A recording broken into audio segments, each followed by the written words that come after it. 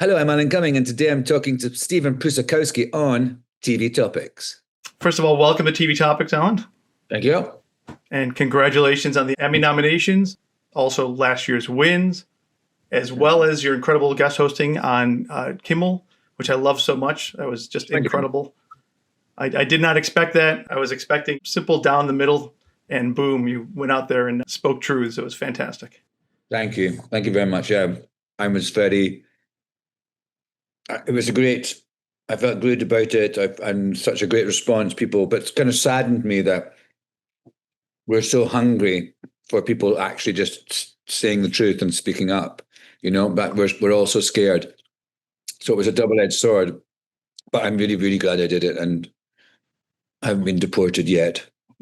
Yeah, it's good to have, there has to be leaders, and people will follow, as we see currently on a daily basis. People follow. So if we get the right leaders out there, hopefully 1, 2, 3, 10, a dozen, 1,000, 1,000,000 will follow behind. That's true. It's and it's something that's we've got to try and be optimistic.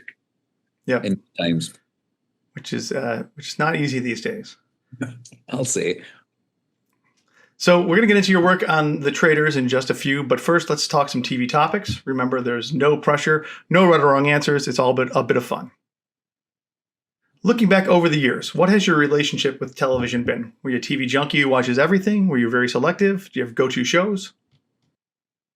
I'm sort of, my relationship with TV is kind of, I have a sort of an affair. It's sort of I'm sort of like a fuck buddy. Can you say that? Sure. Yeah, I'm sort of a fuck buddy. It's a regular but sporadic thing, and enjoyable but sporadic. And I'm not a big TV watcher. Well, is there a primetime show, one that you remember really loving, like the first one, no matter how good or bad it was, that was your show? A primetime show. I loved Starsky and Hutch, the original Starsky and Hutch. I used to love that. That was so great. I loved Huggy Bear. I loved their car. Yeah, I was a big Starsky and Hutch fan. Was it that era was happening while it happened, but what about it? Was there something in particular? Well, I was a little boy in Scotland, and it just seemed like such a magical land, and I just loved how sort of they were kind of like lawless a little. They were kind of they sort of seemed to be able to do what they wanted.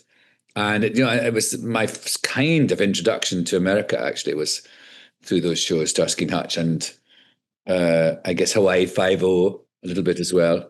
Although it's really quite exotic. It makes America seem really exotic. I mean, everywhere is exotic if you don't know what it is. Sure. But I still think it's quite exotic. In those days, the lawlessness was actually on the good side, which seems like we kind of shifted the goalposts or something recently. Yes, but it shows you the need for rules to be adhered to. Yeah. Even if it is a buddy cop show. So, what about shows that make you laugh? Is there one that stands out? Is there something you put on or something that often will make you laugh consistently? It's usually British shows I put on. Like there's a comedian who's actually dead now called Victoria Wood, and her TV shows, her sort of TV specials are absolutely such brilliant, hilarious writing, and sort of her observation of language are just tremendous. So I things like that. She wrote it. There was a sort of a thing where it's like a sitcom called Acorn Antiques, and it's like sort of a TV show set in an antique shop that she did as a sketch, and then they did a behind the scenes of the TV show of the antique shop, and that is one of the funniest things. I still do lines from it with my friends. So yeah, I would think Victoria Wood. Is there a standout, like something that I could, if I wanted to find one episode or one special that I could tune into? Well, our show is called Victoria Wood as Seen on TV. But I would say the one which is the behind the scenes. I don't know if it's Christmas special or something, but it was the behind the scenes of Acorn Antiques. Is hilarious. I will go look for that. There's also bits about, there's lines when they're rehearsing and they're all, they're sort of, that way that people have little sweaters tied around their shoulders and they've got their scripts and they're going, and so I move over here and I say my line and the camera's on me then, isn't it, Simon? Simon? Yes, tea break, tea break. Okay, Simon, like that. So I do that when I'm rehearsing a thing. This is a sort of a laugh to see if people have got any sort of, joke in them. I'll say, so I'll say this here and then the camera's on me, isn't it? And the camera, yeah, you'll basically be on my face and we'll have a tea break, right? And to see what, often people just go, oh yes, of course. I'm like, I was kidding. Yeah, do people ever take it wrong? Oh man, this guy's a real douche. Yes, it can backfire. It's also like the thing I used to say when I would go sit in the makeup chair for the first time on a new job, and then someone would say, so what were you thinking for your character? And I would always say, I think I should have dyed blonde hair, and maybe it's a little bit of blue eyeshadow and some blush and a light lipstick. I would always say that. And one time I was doing this film, and I said, I thought I'd go blonde and have a perm. And they said, actually, we were thinking about curling your hair and taking it down a few tones. What that meant was I had this terrible old granny, like when old ladies wash their hair and it goes like tight curls. and they made my hair red. So I had like a ginger mop on my head for months. So I've kind of stopped doing that now. It sort of backfired. Yeah, jokes sometimes backfire. It's especially when you have that type of humor where people have a very difficult time reading it. And I know that from experience where people years later will say, oh, that was a joke. I'm like, how do you not know? Even my daughters, I'm like, you didn't know? I've been your dad since you've been born. You don't know my humor? But I always say that to my husband. I say, if you have to explain it, then it's not really a joke. You know what I mean? If you have to say, oh, that was a joke because blah, blah, blah, blah, blah. Not a joke. Well, I never explain it. But my thing is, if you don't understand the joke, I think you need a little more time with people and you need to read better. But that's just, it's all subjective. Yeah. So how about with TV Magic Time? Is there one character, no matter what the time period or genre, that you would have liked to have played? And the original performance will still remain, so that'll continue, but you will get your chance to use your instincts in that part.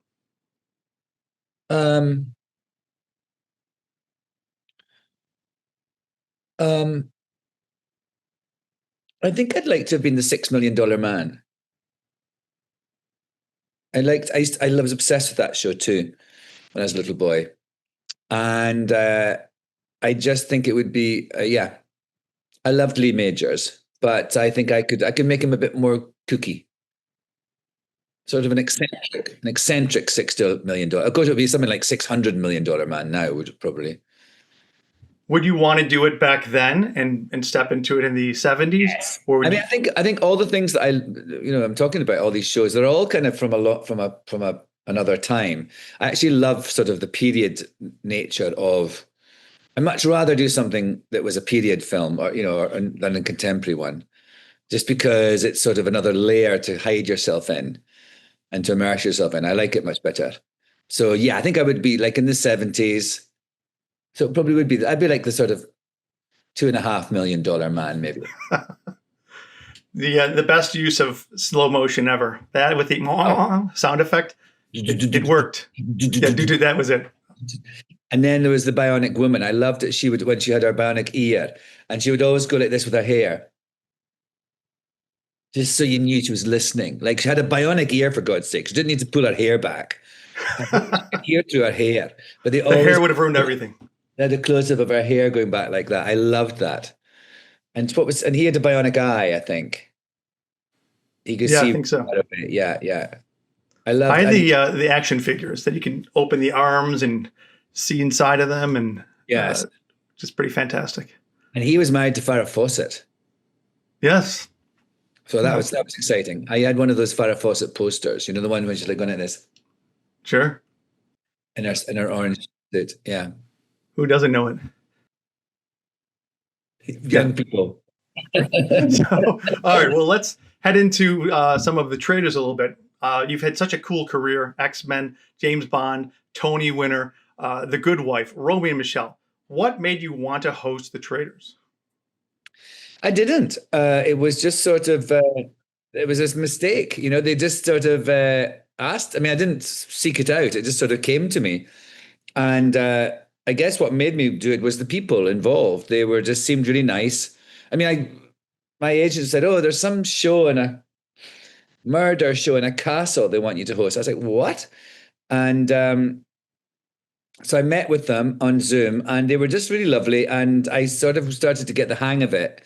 And we sort I said, I said, oh, so you should be really theatrical. It should be like a James Bond villain. They're like, yes. I said, maybe I could bring my dog and pet her. Like, James Bond villains always have are patting pets. And so that's why Lala's in it, my dog. And then also I watched the Dutch version of it because it's based on a Dutch show. And I watched the Dutch version. I was obsessed with it. So it was just kind of like something different, and the nice people, the nice people. And I thought they seemed fun it was a bit of jumping off a cliff that, I didn't know what I was doing, a whole new thing. But, if it's nice people, what's the worst thing that can happen? It's, gets cancelled. So yeah, that was why. It wasn't like I sought it, but I think it's a really great idea to be open to new things and to sort of, not be bound by what you've done before. I've always done that, actually. And I think it's a bit confusing to people that you sort of, someone like me, in certain films are doing these plays and then suddenly you're doing a reality show. But I like it. I have eclectic tastes, and I think that's reflected in my career.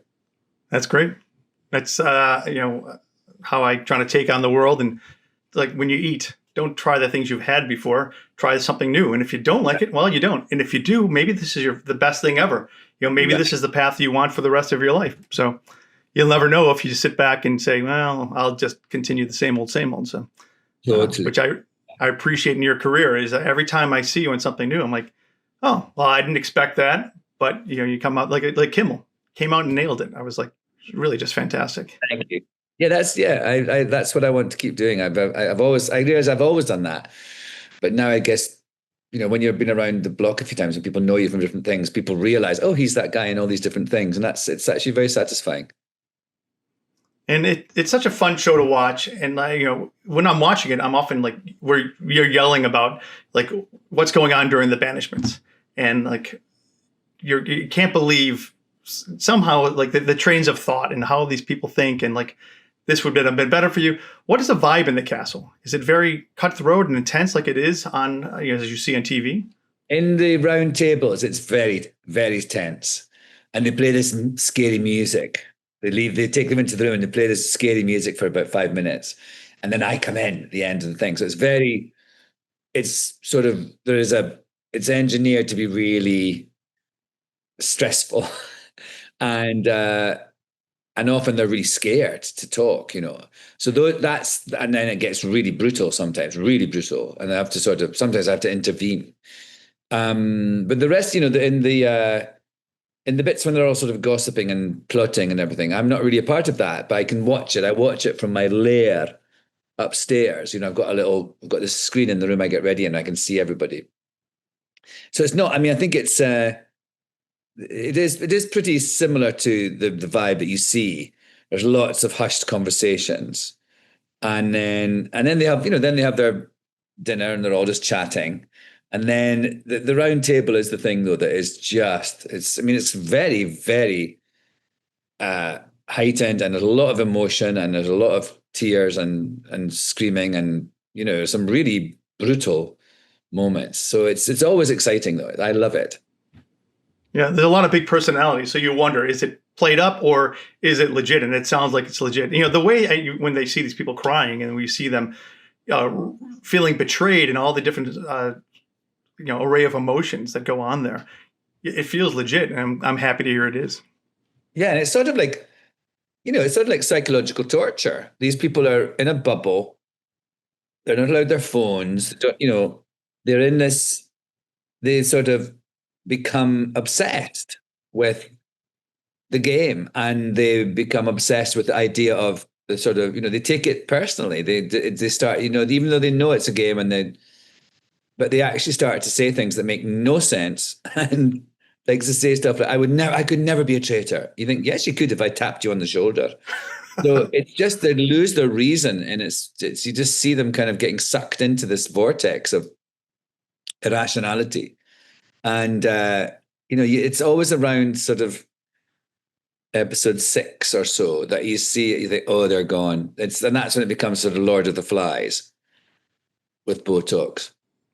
I'm sure you have to. I'm sure you have to keep your distance, like, and keep a wall between you as the host and them as the players. But you ever want to stop it in the game and tell somebody, like, you are messing this up, like, wake up? All the time. All the time. I'm just like, there's sometimes I want to scream at how stupid they're being. Or what, like this, they're clearly, like in this last season, clearly it was Boston Rob was a traitor. I mean, he'd left so many clues, clearly, and yet he's this so sort of charismatic and sort of devious. He managed to squirm out of it, and they voted off Wes one time. And I just thought, I could not believe it. It was, I mean, he kind of shot himself in the foot, but yeah, it's so hard not to just slap them. I had Melanie Alinsky on this on TV Topics, and we got into into the Traitors a little bit, and then we for like 3 minutes we kept talking, like, we got to stop it. We're talking about Boston Rob's kind of his missteps that at first seemed like he was making the right steps, then it was like, like you said, shot himself in the foot. But it was funny to hear it from somebody across the globe, completely different life from me, and we're all enjoying this because there's something about it that just makes you want to play and want to watch these people sometimes self-destruct. Yeah. I mean, it's a psychological minefield, and I think that's what I used to think it was just about the fact that we could see people lying, watch people having to lie. And because it's something that we all lie all the time, but we never get to sort of watch people knowing that they're lying, or rarely. But I think it's actually more of a general psychological, you go with them. It's very sort of immersive. And I suppose the fact that it all takes place in that castle, and it's all sort of spooky, that it makes you kind of go on this journey with these people. You kind of become immersed in this morass of lies and tricks. So it's sort of, you go with them on this sort of psychological mind fuck. You're locked in there with them in that same castle. Yeah. So I read that you often play a puppeteer, that you are a trickster. You're kind of very involved on set in ways that weren't probably put in the contract. What are some of your juiciest additions to the game? Well, I think it's mostly like what I say. Like I quote Shakespeare all the time. I've quoted Plato. I've quoted Goethe. I mean, all these hilarious authors and things that are being, tracts of text that are being quoted. I don't think any other competition reality show has ever had so many Shakespearean quotes spouted. That's one of them, I suppose. I suppose also my dog Lala. I think I've pushed her to international stardom. I think she's a great silent movie actress. The dog, the noise that she makes, when she makes little noises, they're all dubbed because it's not her. She never makes a noise, she never barks. So there's some dog somewhere in a sound library that's dubbing Lala. Because that's why I think she's like a silent movie star. She just communicates with her eyes. Some years later, it's going to be like a Milli Vanilli where another dog is suing your dog. Like, I want my money. Wouldn't that be hilarious? Yes. That was my wine. So if you could play the game, would you want to be a traitor or a faithful? And how long would you last? I think it's so arbitrary. I really do. I mean, I think I would obviously want to be a traitor. It's much more fun, I think.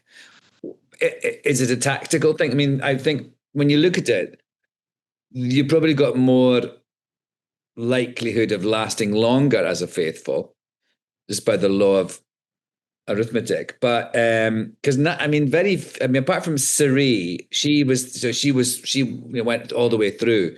Most of the traitors kind of get booted out, and there's such carnage in this last series. None of the ones at the beginning were there at the end. So but it's much more fun, and I mean, for me anyway, I like that. And I don't know. I mean, I think I don't. it's such a game of chance. You think you're doing really well. I remember once years and years ago, I did that the weakest link. They had a sort of celebrity weakest link, and I was on it, and I was doing so well, and I was winning and everything. And then I realized that the other people had plotted against me, and I was booted out. And I remember I was feeling so naive that I just thought, oh, I'm doing really well, I'm going to win. And then I thought, no, when you're doing well, that's when the other people form alliances and screw you over. So I got a little taste of it, but that feeling was just terrible. So I don't know. I don't know that I don't know that anyone can be that prepared for what goes on in that castle. It really screws with your mind. Yeah, it's going to be tough because even if you come in as a traitor and your job is to lie, you still, I think, can overplay it, underplay it, be naive. The faithfuls are out there blind and just having to have faith. It's in their name. They have to be faithful. They have to find and decide what that path is. Who is it that I'm going to latch onto? Who is it that I'm going to believe? Who's going to be my ally? While the traitors are just out there lying. You're like, well, which one is my game? I don't know. I think I'd go traitor.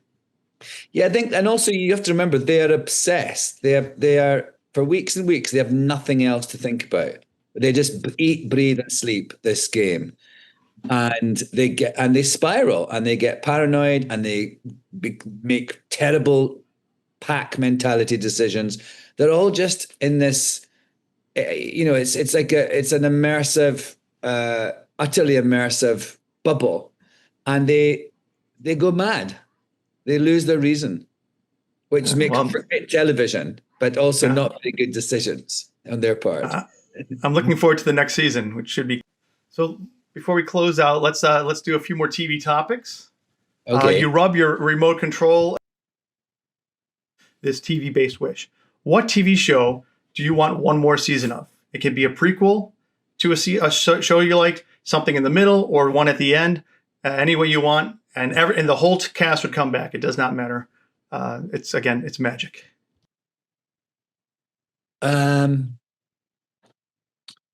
I think I'd like another season of The Sopranos, just because it was so good, of course, but also the sort of debate about the ending. I have my ideas about it. I think, well, clearly they're about to get all shot and murdered, but maybe they're not. And I would love that. I would love to see some more. I actually love the idea of going. There's a few things that I've been working on, like projects that I did decades ago, are coming back, in various forms. And it's really nice to go back, like the X-Men thing. It's quite nice to go back to a character after many, many years and see. So I actually would love to see where they all are now, because I just loved that. And I came to it very late, but I used to watch it. I'd fly all the time, and they had it on Delta, and it was so exciting. Every time I'd go on a plane, I'd just watch endless Sopranos. So yeah, that's what I'd like. It's a great choice, and you'd like to see where they all are now, even if that means the whole family's in a cemetery plot. But yes, it might be a very short-lived. It's a one-episode season. Might be a picture. Maybe a photo. How about favorite theme song? One that you cannot skip, and if you want to sing it, you get a gold star. Oh, you know what I love?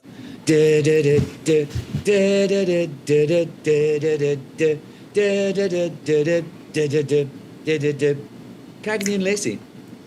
Oh, you're going back. I know the show. I don't remember. I know the actresses. I don't know the theme song. Oh my God, I love Cagney. I love the theme song. There was a great, and then what was the other one? Again, is sort of from the 70s. The one that was early, it was a policeman thing. It was a very popular tune. Hill Street Blues? Hill Street Blues. Yeah, can't remember it right now, but that was a really good one. I think that's a piano. Dun, dun, dun, right? Dun, dun, dun, dun. Dun, dun, dun, dun, dun, dun, dun, dun, dun, dun, dun, dun, dun, dun, dun, dun. Yeah, I like all those. Yeah, I know a lot of the time now they don't really have theme tunes. Like when I did The Good Wife, it didn't really have a theme tune. It just sort of went, it didn't have a sort of a tune. It was just a sort of kind of, I don't know, it's a bit like a sort of more violent version of what you'd get in a massage room. And it just sort of did that. I think they did that to sort of pack more content into the show, you know. Yeah. I think More commercials, probably. yeah, because I mean, basically, what we do is just like filling lettuce and tomato in the middle of a sandwich, making money for cornflakes. Yeah, so I think I miss a good theme tune these days. Yeah, I mean, I agree. So let's move on. How about the greatest TV moment in TV history, according to Alan Cumming? The greatest TV moment in TV history, I think, is going to come in season 4 of The Traitors. There is something that happens that is just so insane and so they go fucking nuts. And there's some behavior that happens because of it that is just outlandish. So it's certainly the best moment of Traitors TV history. And Traitors is probably the show that I've watched most these days. So I'll just leave it at that. I like it. That's a nice teaser. I was watching anyways, but now I'm like, all right, that sounds intriguing. Yeah, it's going to be pretty good. And there's been some good moments already. So to already top those is saying a lot. Yeah. So how about 4 TV shows that make up your TV Mount Rushmore? And this does not have to be what are the best shows. These are the 4 shows that Alan Cumming would forever remember. Well, The Sopranos.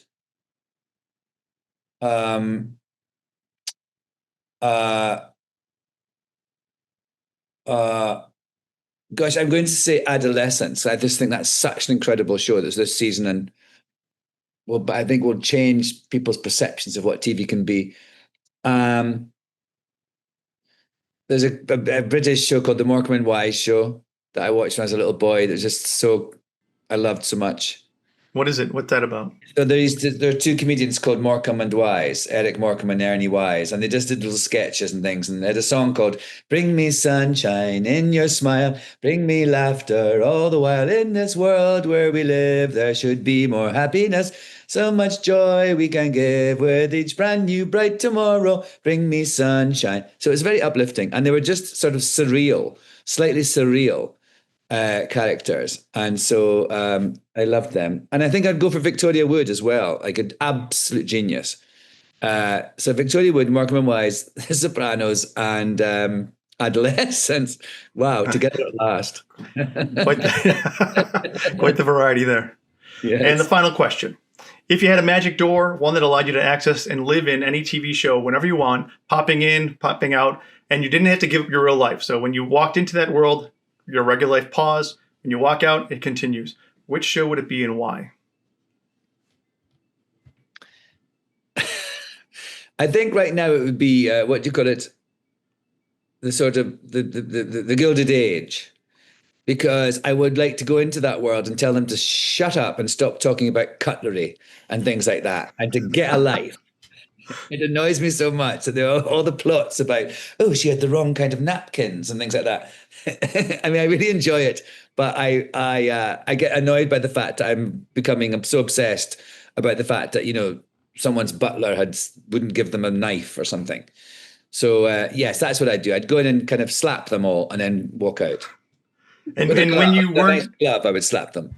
Because you have access to this all from this day forward. So when you weren't slapping them around and scolding them for cutlery conversations, what else would you do? I would swan around in a carriage, and I would. I